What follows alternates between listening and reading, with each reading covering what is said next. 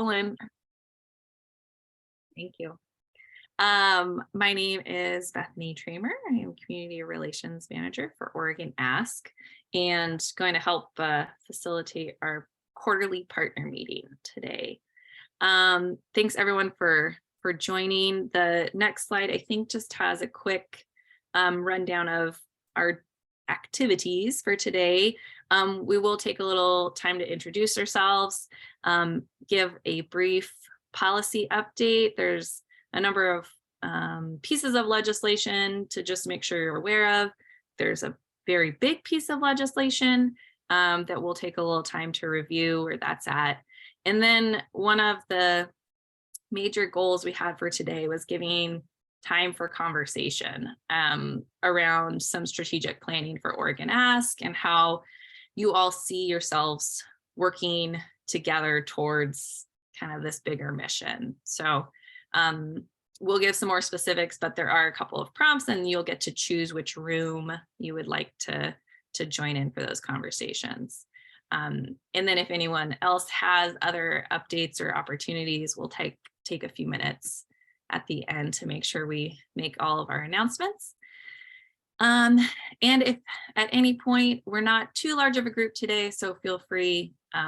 It's a much better meeting when we hear more than one voice, or two or three even. So I think with that, we're getting just a few more people popping in, and Stephanie's going to help us do breakout rooms. So we'll have, I don't know, 5 to 7-ish people in each breakout room to just introduce yourself. So we want to make sure that you get a chance to meet, if not someone new, reconnect with someone, make sure you introduce yourself and, you know, the work that you do, where you're at, and hopefully something that you are looking to accomplish in the next, 6 months-ish, I said by this summer. So I thought this was a great picture from one of the summer experiences last year. This is a good time to come together, join the circle, share something to connect about, and we'll take just about 10 minutes to get through introductions together, and then we'll come back as a large group and get going on some more updates. Are we all ready for group, Stephanie? All right, push send. You too, Beth.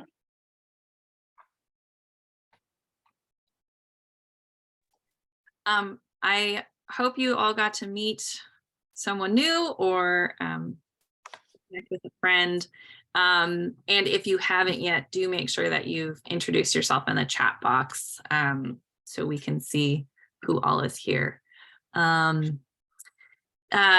Was there anyone that wanted to share like a great goal that they heard or something that you wanted to share back with the group? Let's give a minute in case anyone does.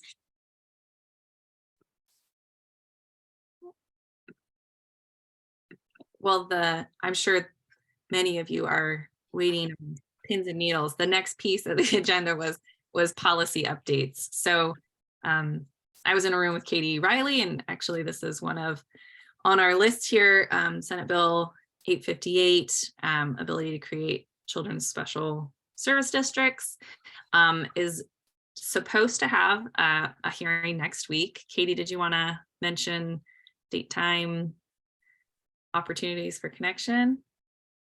I don't think that it's been opened up yet for ability to testify, but you can go in Oregon, well, to OLAS. If you click on that and put in SB 858, you can be notified about the exact hearing time. And if you wish to testify, you can be notified about where to put your testimony and everything. Basically, all this bill does is allows people to collect signatures to form special districts, and it does not enact the district itself.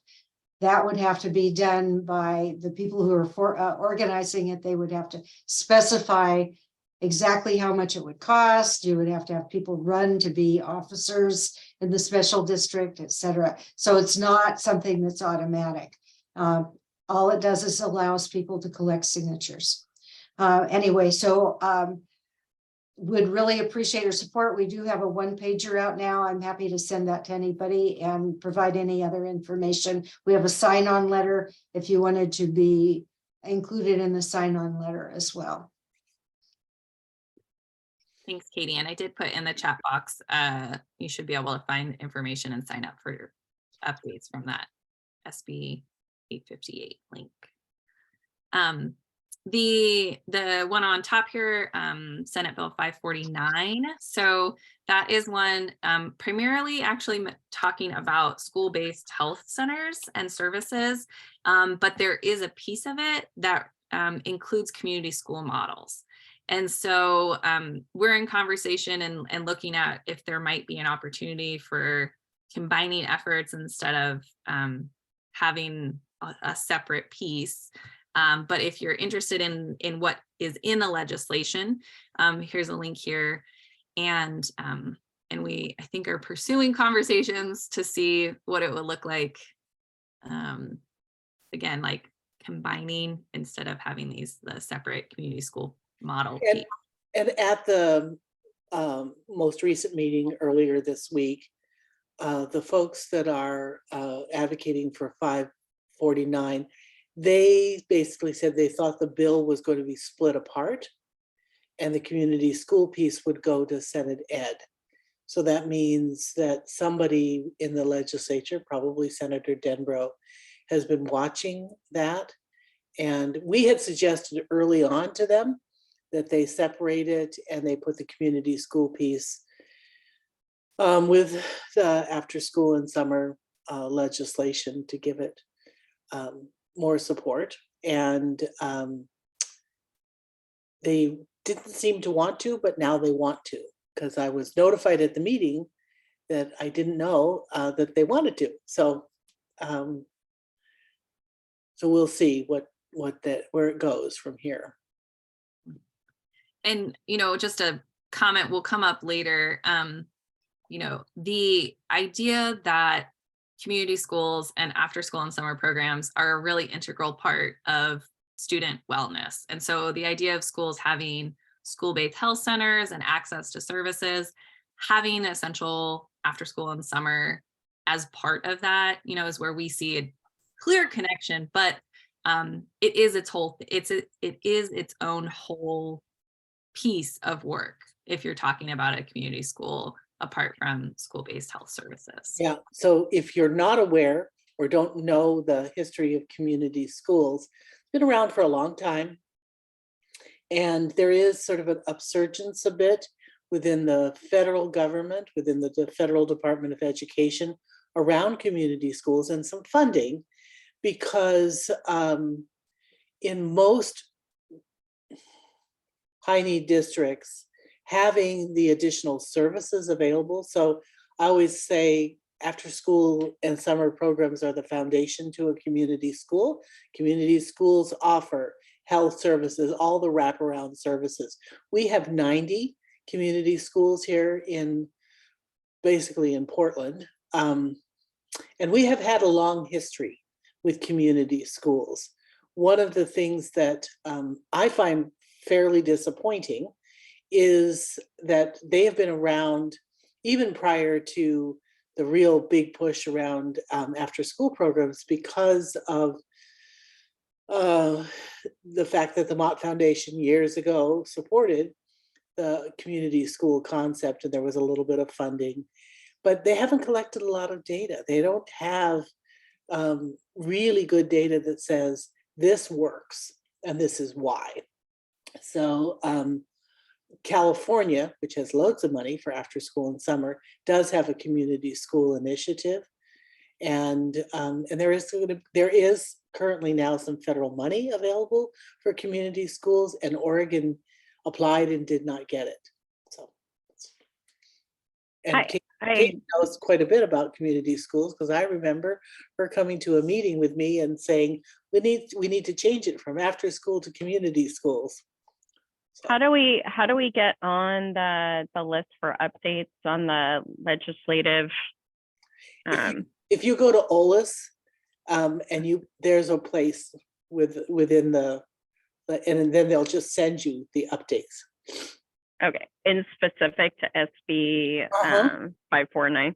Yeah. Okay, There's a little symbol up in the right-hand corner that says e-subscribe.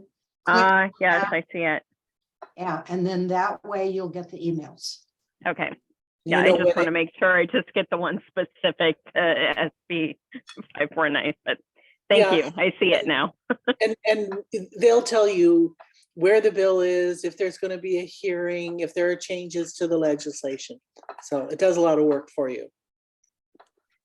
And if you are interested in the kind of task force, we can get you connected, Melody, with Maureen as well. Mhm. Well, I want to make sure that our behavioral team at the ESC is connected. So I'm going to send them this information too, because they might want to be directly involved with this. So. And Monica asked a very fair, good question in the chat box on community schools. There's a lot of information. We'll put something in the chat box here momentarily for you to check out. It is, it's wraparound. It's the whole thing being part of the community. So Monica, if you find something else you want to share, feel free. We'll put it in here in a moment. The other piece on here, wanted to make sure to mention House Bill 3198 is around early literacy. And so it speaks to pre-kindergarten through third grade. And there's a huge piece of that that would include summer literacy programs. And so a really clear connection with all of the summer programs and opportunities for alignment. And we're hoping to join in. There is a governor's office kind of work group, task force, something like that, on what this would look like aligning with the governor's initiatives. So we get a chance to meet with the governor's education advisor next week to hopefully kind of join in efforts and look for opportunities on alignment. Then to the big one. So Senate Bill 531, if you haven't heard yet, would allocate funding for after school and summer learning and enrichment. There's a lot, I think, within this and a lot of opportunity, but we wanted to give just a brief update for now. The next slide has a little more of what's in the bill. So it establishes a program, and I guess it's not on the slide here, but it's a ongoing sustainable funding structure. It would provide grants both to school districts or ESDs or charter schools and community-based organizations, those doing expanded learning programs. So it currently delineates kind of grants to both of those types.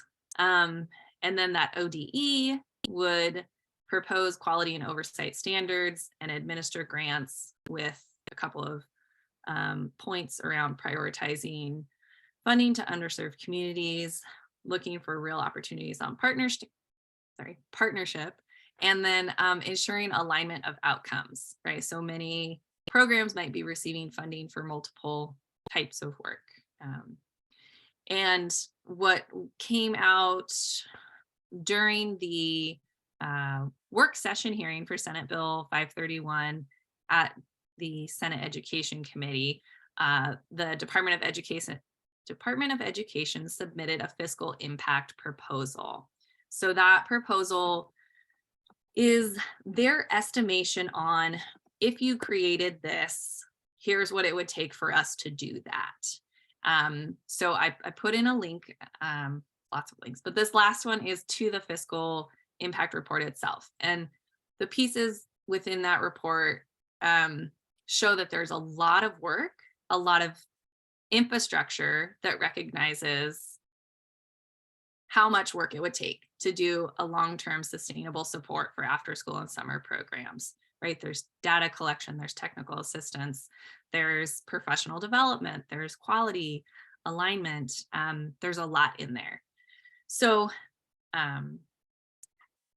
feel free to raise your hand or jump in here, but we are still looking at what this proposal says, and if there are recommendations that might suggest it be implemented differently.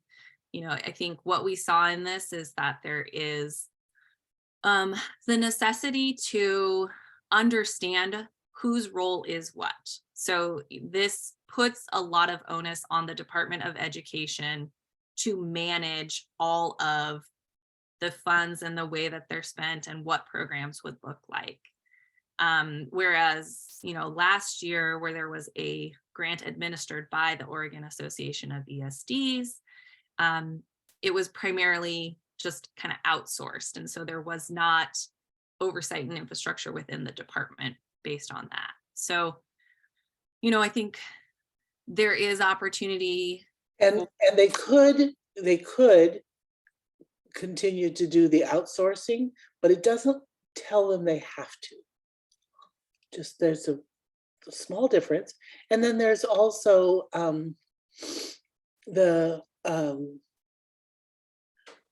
they need a data system for other reasons. So we want to make sure that it's, that the purpose is clear, that it's used for expanded learning. And so there are some questions that we have, and perhaps some clarification that needs to happen in the law. So on the next slide is what now? There is a typo, apologies. Well, it's not really typo. There was a public hearing on January 24th.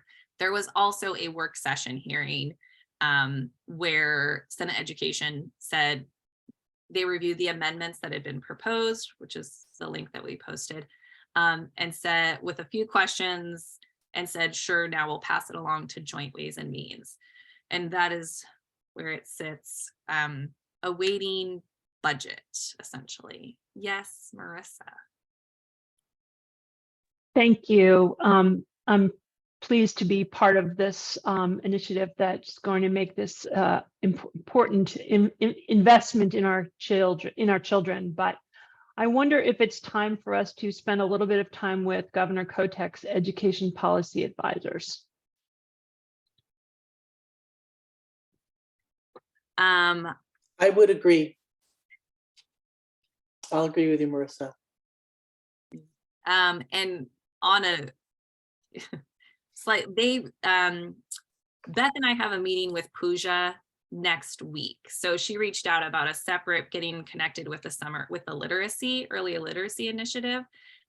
So we've got a little bit of time to share about our work. And I think our hope would be that she'd be interested in expanding this conversation so that, we can bring her to this table kind of thing.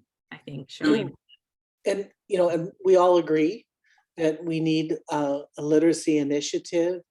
There is a task force with Our Children Oregon. There's another group meeting. Our scores are dismal, but this is the fourth reading initiative that I have personally been aware of, and none of it, never before has it gone through. Never before have we done anything different. So we're going to have some discussion, because what they did was they took $20 million and said they're going to do this. And okay, and then what? And how are you going to disseminate it, and who is going to implement it? Because we know that most schools don't really want to work in the summer. And so we'll see where the governor's office is on it. I mean, we applaud them for trying. There was $4 million of ESSER money that went to the Department of Ed for literacy. I don't know how it was used. Nobody's reported on it. So, we want to support schools. We want to support families, children. But I do think that CBOs, especially in the summer, are going to play a critical role. And so just a little bit of kind of landscape of the pieces of work that we know are going on. So, OregonASK is working with some partners, advocates like Marissa, her teams, Boys and Girls Clubs, camps, to say, we appreciate this opportunity, and yet, here are concerns we want to address before it becomes a concern. Like we see the potential for this to go a direction that might not align with the work that we're all doing, or the potential that could be tapped into if we make some adjustments, right? OregonASK is participating in the Summer Learning Collaborative. So there are monthly meetings with Department of Education, other community partners, leaders, to say, this is kind of a bigger visioning process, right? Where we want to ensure that what we envision for a future is in alignment, and that then there are strategies. How would we get there? You're invited to join if you aren't already part of it. We'll be actually kind of wrapping up the first strategic pieces of that in the next 2 months. And the hope is that that will align with Senate Bill 531 being moved in some direction, right? And that it would reflect within legislation what this learning collaborative has deemed is, the vision we want to move towards. And we clearly saw from the summer report from last year areas of needs of improvement, and being outreach to families, the communities of color, small organizations not being able to access funds. We do have a paper that's coming out, Keep Kids Safe, where we address the CBR and the insurance issue and a couple of other things. So that'll go out next week.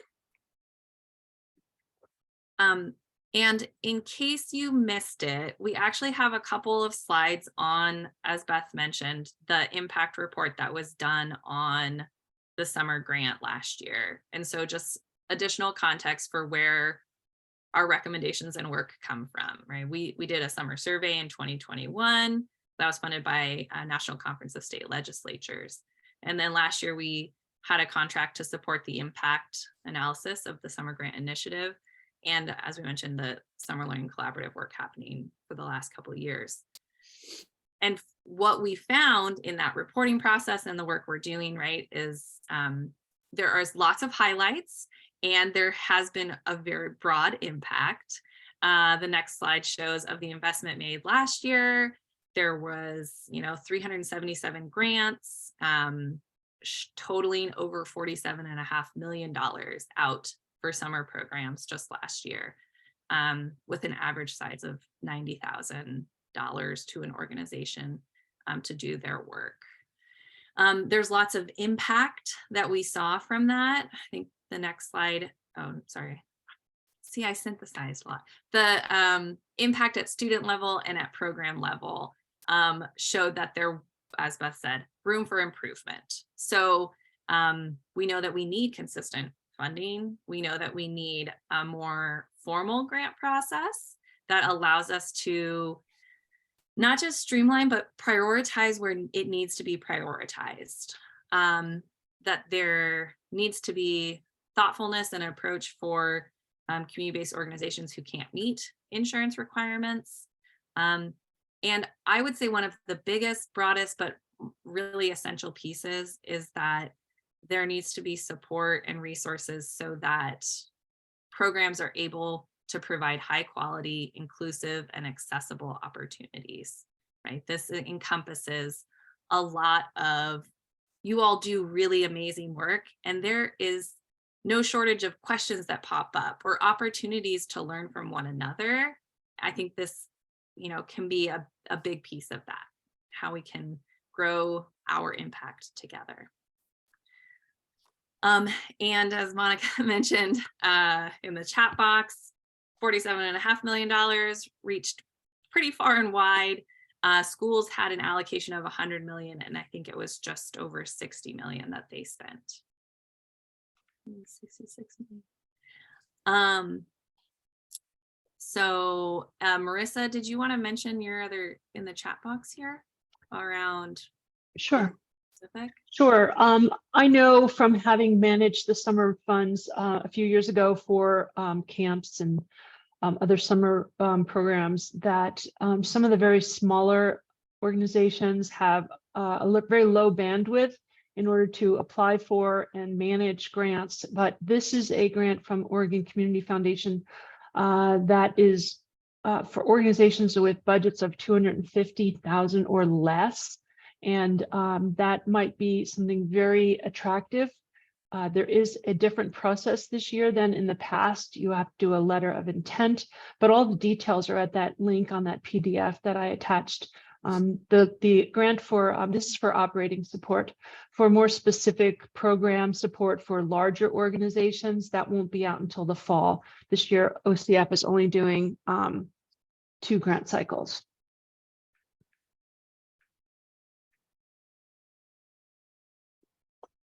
Thanks, Marissa.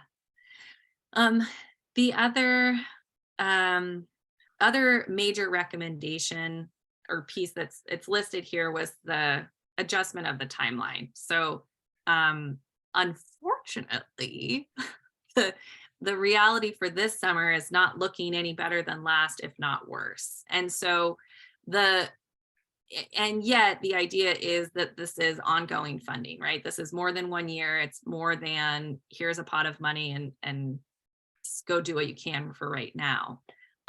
Because what we want to see is it come so that people can do planning, so that they can be authentic in their partnership and in their collaboration, in understanding the needs of their community and designing, being responsive to that in the programs that they provide. And, you know, all of that is wrapped around being able to provide professional development for staff, being able to have access to the necessary resources to use in program. So this was the lovely timeline that Katie put together based on feedback. If we could have it when we wanted it, here's what it would look like. So as you can see, we're past the first bullet here on grant applications. March is where we are. There are no awards. There is no funding at this point. So looking at all the pieces of work that still has to happen, you know, we are continuing to work with Oregon Association of ESDs to say, if there's money, if you get it, what can happen in a more responsive way, in a very expedited timeline. And then what would it mean to actually have this in place for the future? Where would it live? How would it be responsive to programs and communities? And Go ahead. with the bill being a multi-year bill, you perhaps could actually do the adjusted timeline the following summer. But there's still a lot of planning and some accountability pieces that we've heard whispers from legislators about. Yes, they would want you to use the funds for this summer.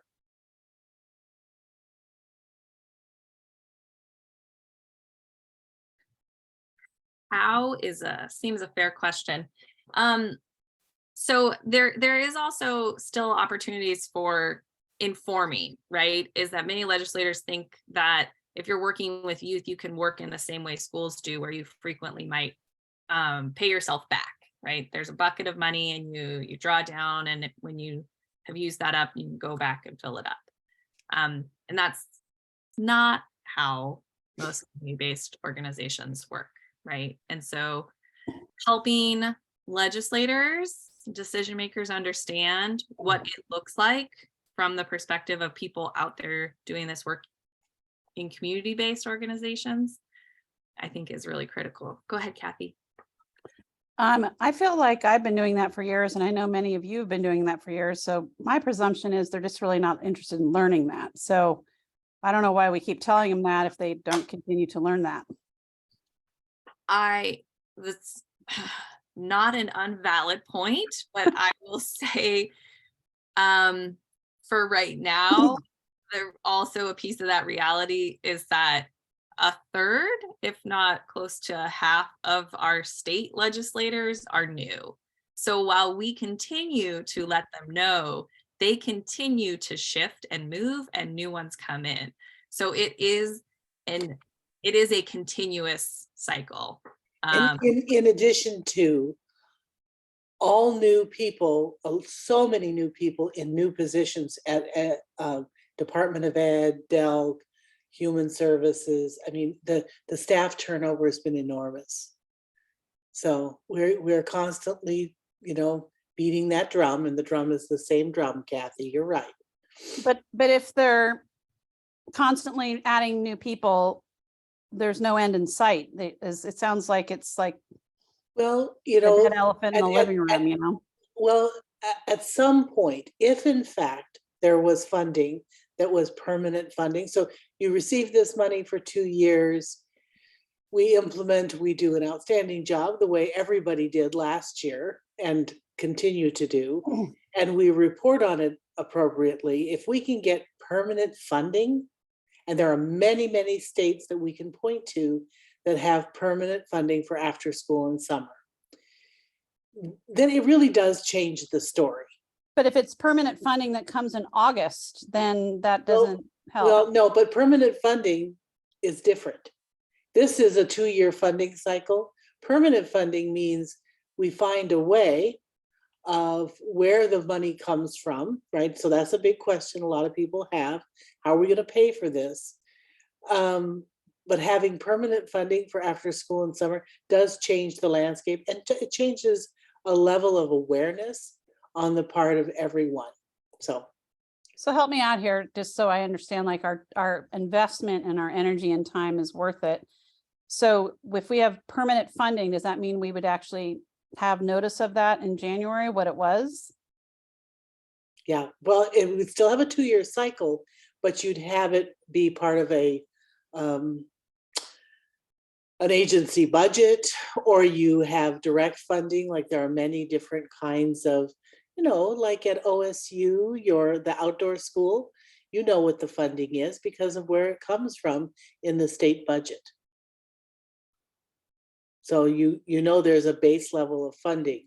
Schools know ahead of time, how much funding that they're going to receive.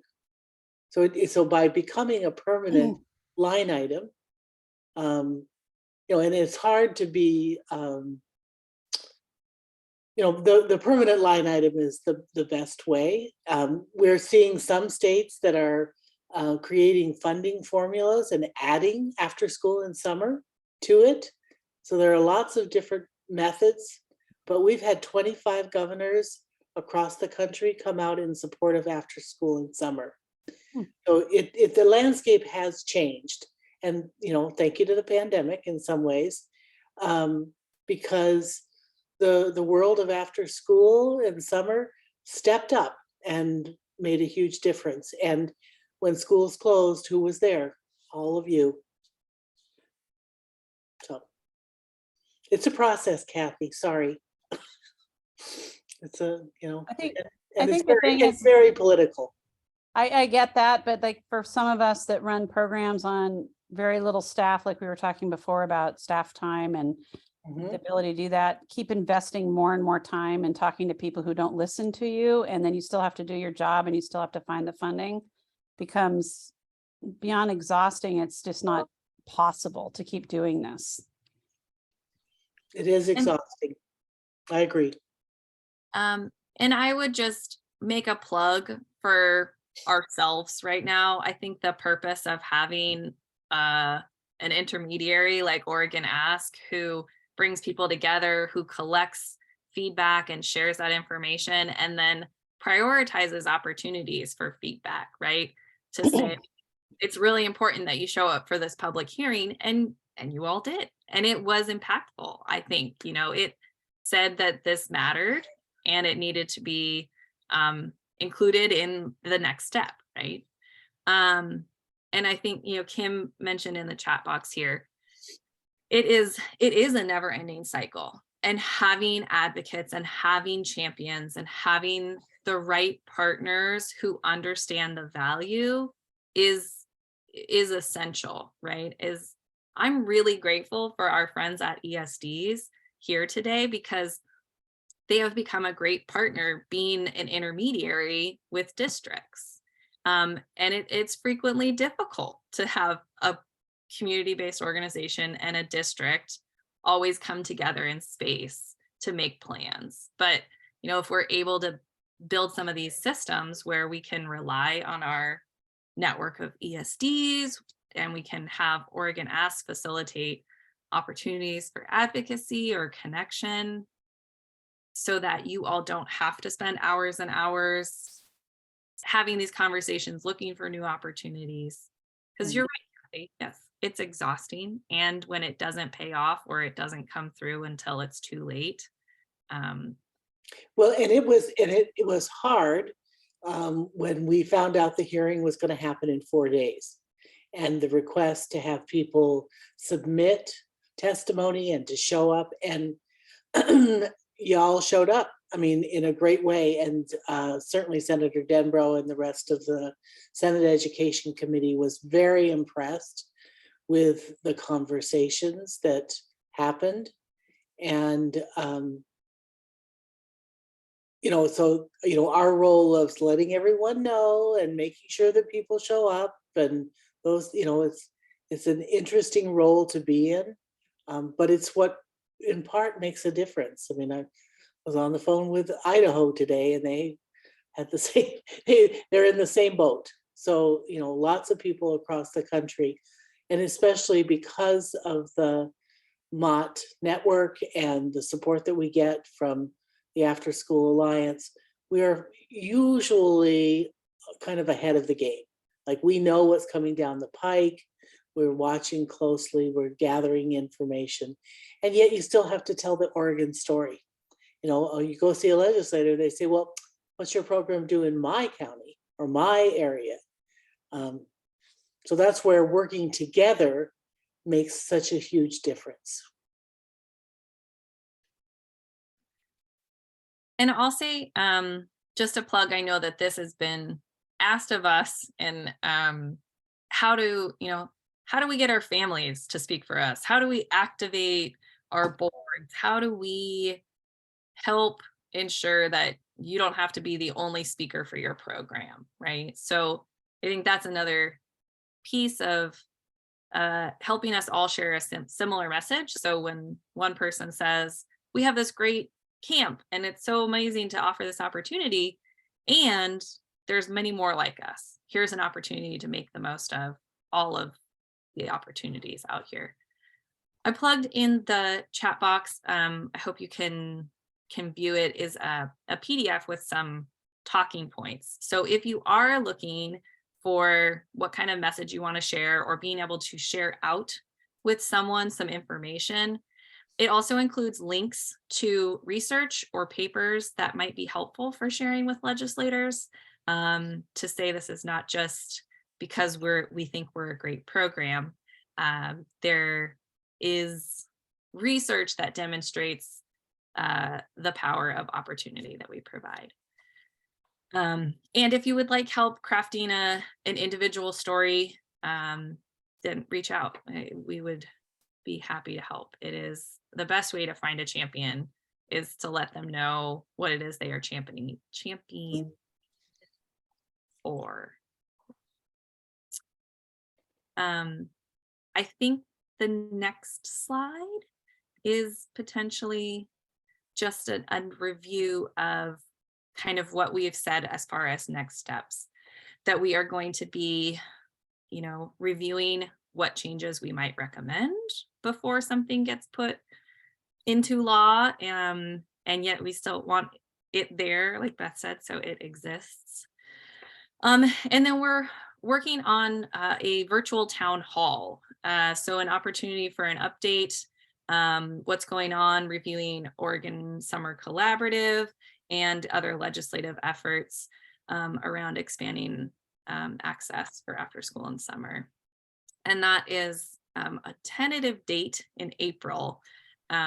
So April 11th, it's on the last slide as well of our of today. But if you have questions or suggestions for what might be included, we're hoping to incorporate some Department of Education and legislative and invite all partners.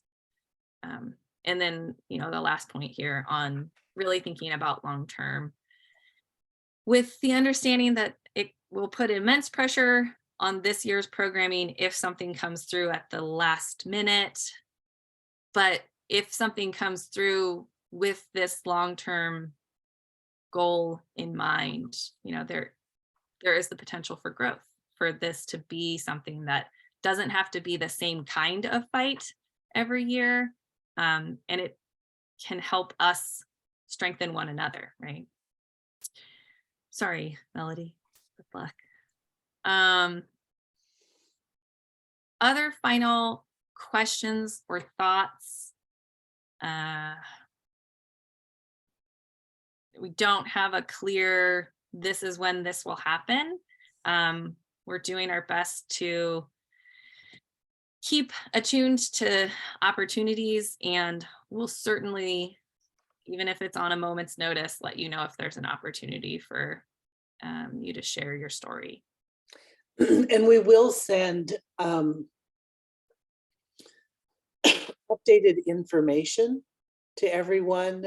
So we've got a couple of policy papers that are in the works and some other documents that you could then turn around and share with your legislators.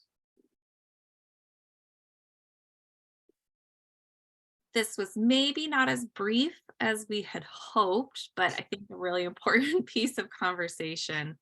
And the long-term look, I think, fuels to our next conversation on strategic planning. So if you had not been in any of our previous conversations, where we've mentioned that OregonASK is applying for our 3-year grant. So our primary funding from the CS Mott Foundation is on a 3-year cycle, and we are in that reapplication time. And we always try and incorporate as authentically as possible feedback from the field on what would you want to see for work.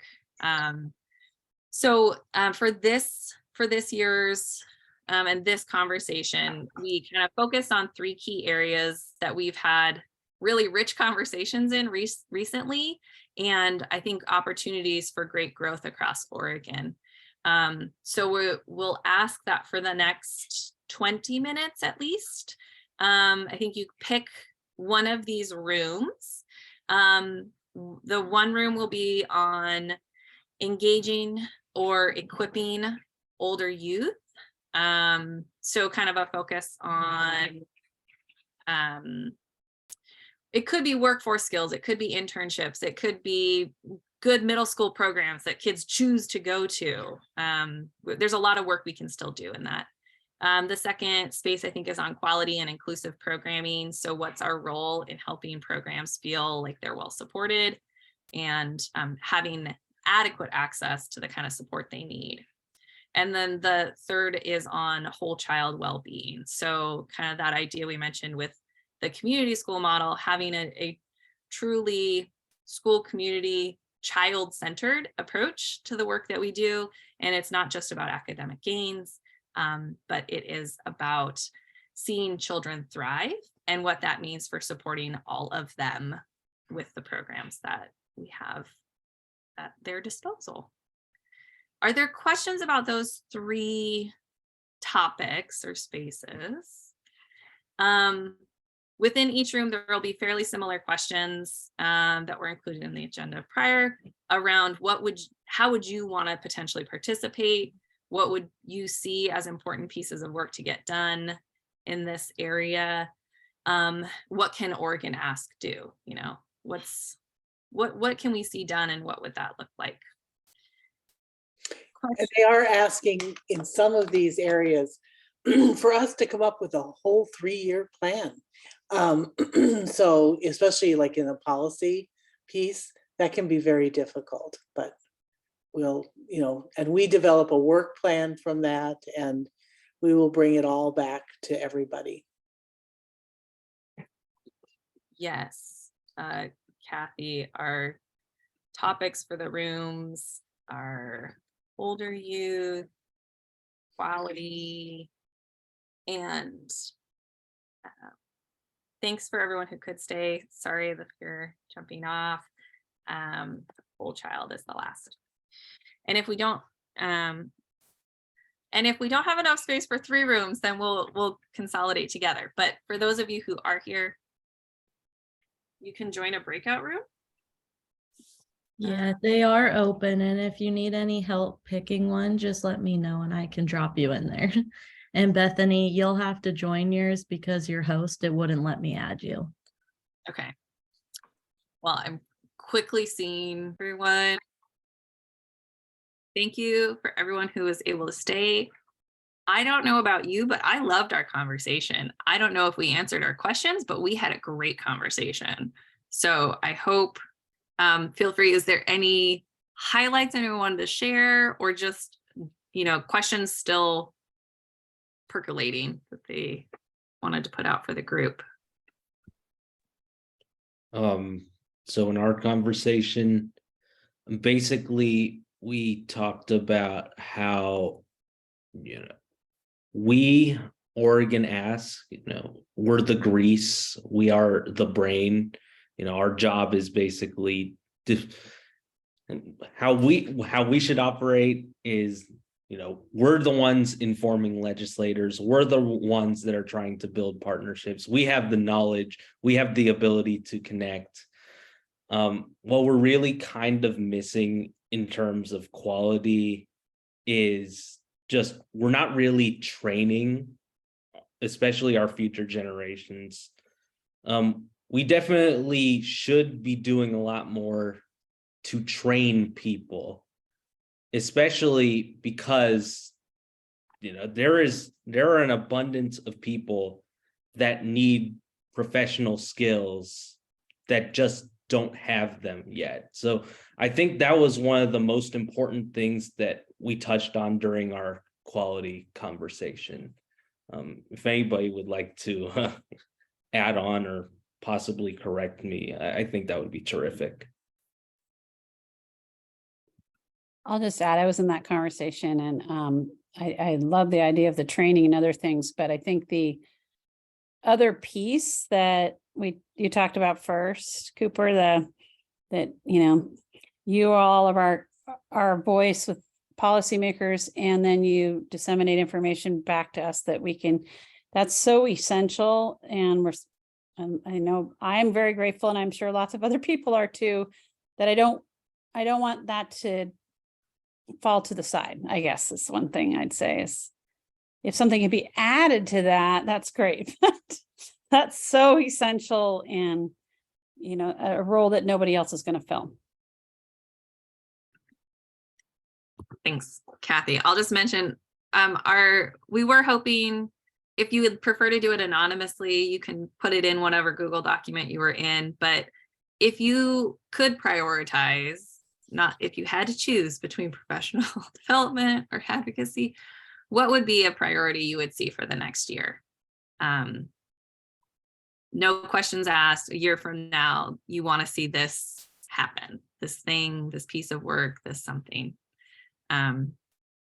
If anyone wants to share out loud, you can, but I just welcome you to share in the chat box. We do have at least one last slide that has a couple of other upcoming opportunities.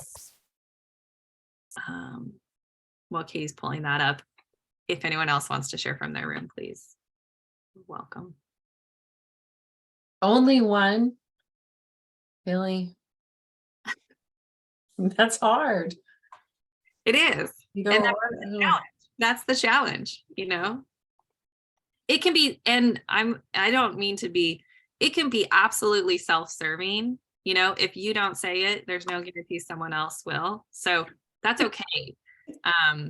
It just gives us, what's out there. What are people most concerned about? Money, that's okay. Mhm.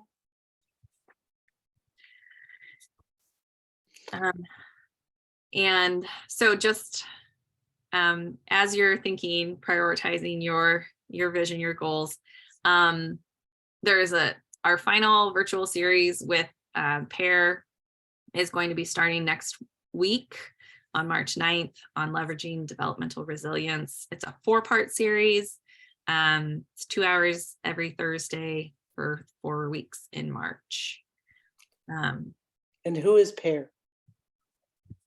Partnerships in Education and Resilience, incubated out of Harvard and experts in the field of education and mental health. And I have not sat in on those trainings. So if Stephanie or Kelsey or Cooper, anyone that has, I've heard good reports. Yeah, it's been great. A lot of interactions, and I think a lot has been taken from it.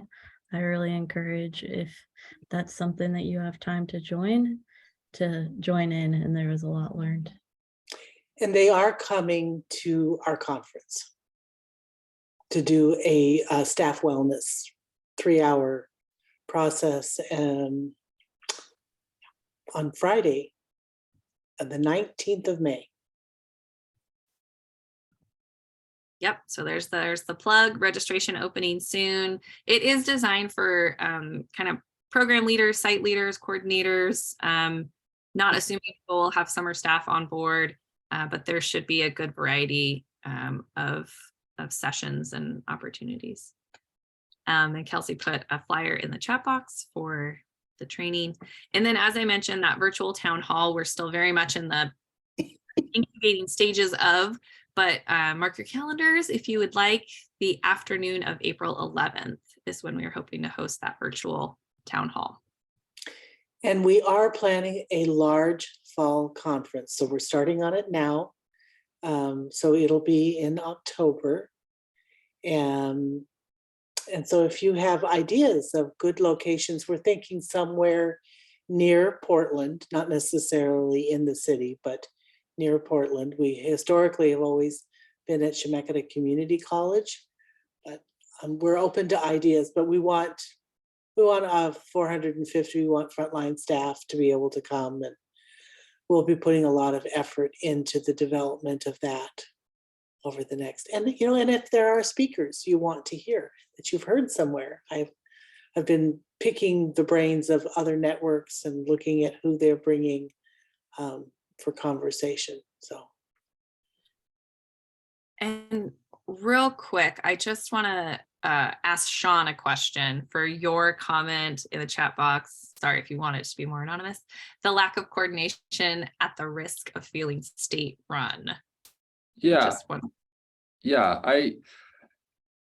I mean, maybe this is a little bit like internal, like I feel this a little bit in my program. It's like, I want to know about all the things, and I want to know, I want to know where all the dollars are going. I want to know the impact of all the dollars. And it's not because the state is asking me, it's because I feel the duty and the responsibility to make sure that the people whose dollars these are match what we've collected to be our outcomes and what we're trying to achieve. And do the dollars we're spending, does that match what we're trying to achieve? So first, what are the goals? Who developed the goals? And we've got those, or do we yet for summer learning? I don't know. Expanded programming, I don't know if we have those goals. If we do have those goals, how are we going to put money to achieve those goals collectively? And how can we do it in a coordinated way where people don't feel like, oh my gosh, the state's mandating, it's another checkbox and all these things. Because I think some people will shy away from wanting to participate. And then I think that other people will feel overwhelmed because there's these requirements of tracking and data. But really, it's just good communication. It's good business. It's good for stakeholders to know. And it's hard work to do. So that's kind of where I'm coming from on that one. we hear you. I noticed Beth making some Like, yes. And just to, I think reiterate the importance back to our conversation on advocacy and continuing to tell the story, ask for money, tell the importance, having good data helps you continue to say, yes, we need this money to do the good data. And I will also say, the right information. It should not only be our kids learning math, our kids this much closer to graduating. there can be other ways that we measure impact, and having those clear outcomes, I think that's where you said, I'm not sure if there is. I'm not sure that there is really explicitly clear goal and outcome associated yet that makes sense for the variety of opportunities that really should be available. I mean, this is just Monica and I brainstorming, and maybe this is just what I pulled from our discussion a couple weeks back. Like, she stated in some way, shape, or form, and it is absolutely embedded in my brain. If a kid or a family wants to engage in an expanded learning opportunity, then that's the goal.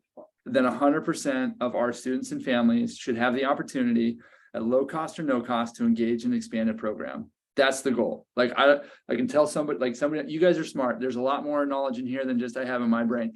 So if somebody can, correct me and make that not the goal, or find a different goal, then I am all ears. But that one seems like a pretty good thing that I can tag to, that I can sell, that I can get behind, that, I can argue the other side, because I would be on the losing side if I tried to argue the other side, but I'd still try to argue it just to make the naysayers be like, yeah, that's not a good goal. So every kid, every family, like that's what we're trying to do. So now if I can do my other job and capture all the data behind it. You're right. That's a really good goal. You're on the committee. I want to be mindful of time, so we're already past where we said we would be. I'm sure you all are headed off to other spaces, but appreciate those who made it this far. We will make sure and share out these notes and conversations with the whole team, our list of priorities, and collect some more feedback. Next steps is, if you're interested in what our 3-year strategic plan will look like, we will be sharing out, a sketch of a work plan as we near April, I think is our goal. Yeah, they gave us a lot of time to do it. More than 6 weeks, almost. So Almost. So we're planning way in advance with 6 weeks of planning time. We have been thinking about it for a long time, but it is quite the task. All right, well, thank you so much for coming.